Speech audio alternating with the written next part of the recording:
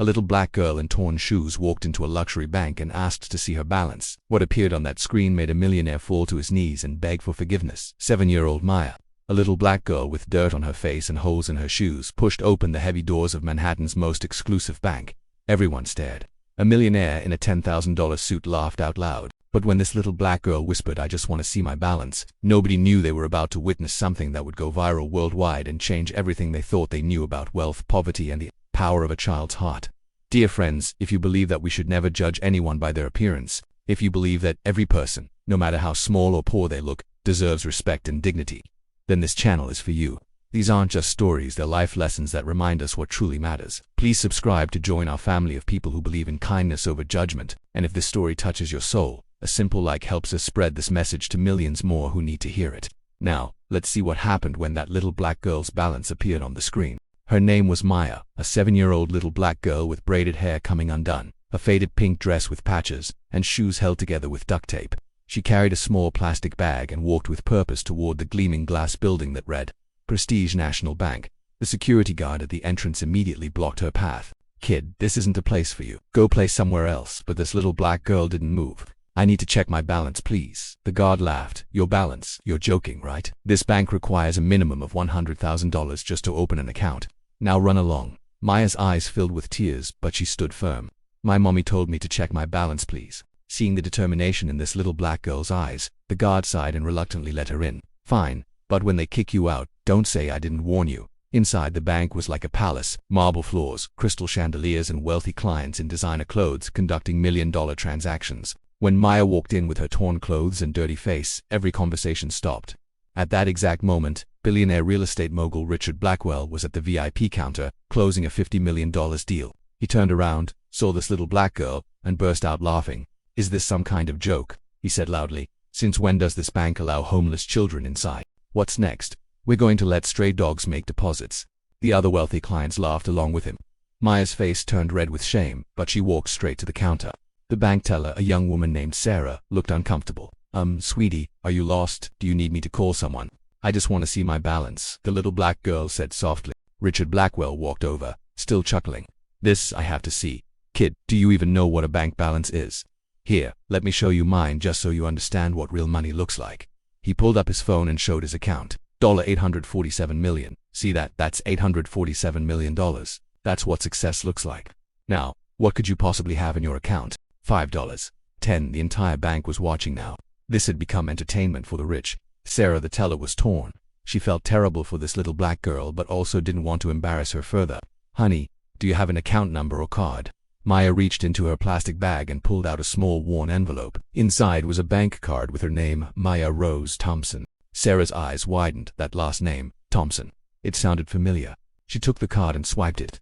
As the computer loaded, Richard Blackwell leaned over her shoulder, smirking. "Let's see how much this little street urchin has saved up from begging." The screen loaded. Sarah gasped and stumbled backward. Richard leaned in closer, and his smirk vanished instantly. His face went pale, his hands started shaking. On the screen, in bold numbers, was the account balance of this little black girl, $340 million, $340 million.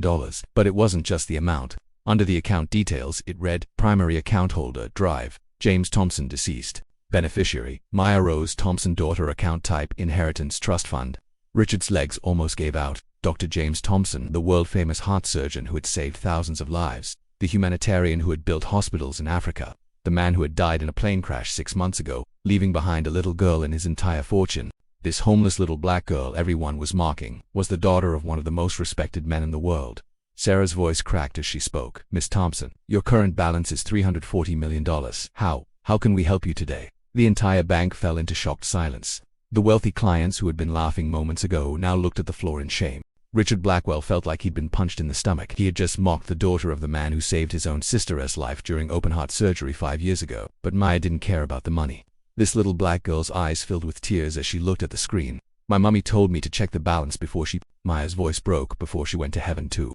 She was sick. "We used almost all the money for her treatments. But she said Daddy left enough to take care of me forever." Sarah started crying. Other people in the bank wiped their eyes. Richard Blackwell's world was spinning. This child had lost both parents. She wasn't homeless, she had been staying with relatives who barely took care of her. And here he was, a man with everything, mocking a child who had lost everything that mattered.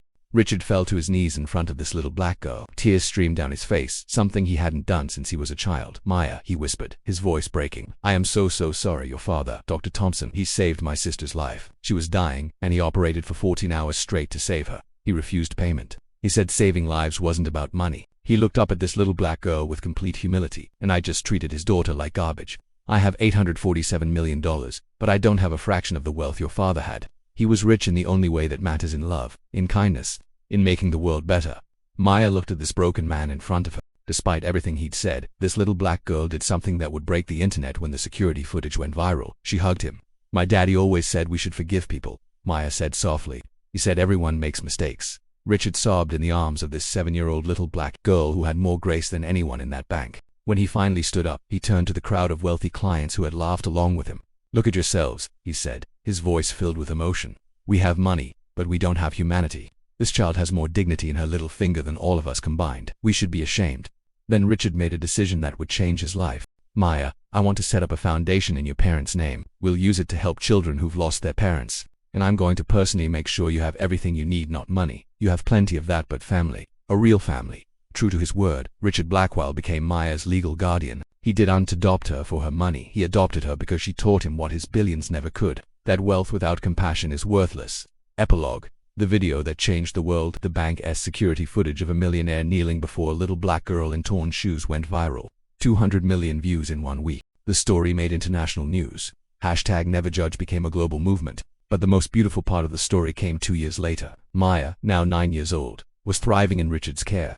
Together, they had built 47 orphanages and funded medical care for thousands of children. And at the opening of the Dr. James Thompson Children's Foundation, this little black girl stood at the podium and said something that made the world cry. "My daddy used to say we're not rich because of what we have. We're rich because of what we give.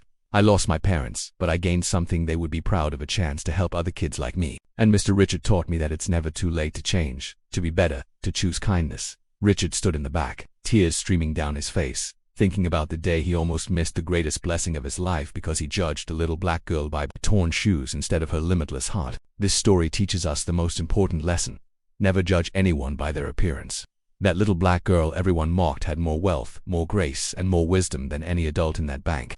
Rich or poor, young or old, we all deserve respect. We all deserve kindness. If this story changed your perspective, please share it. Let's make #NeverJudge more than a hashtag. Let's make it a way of life. Don't forget to subscribe for more stories that remind us what truly matters. Thank you for watching.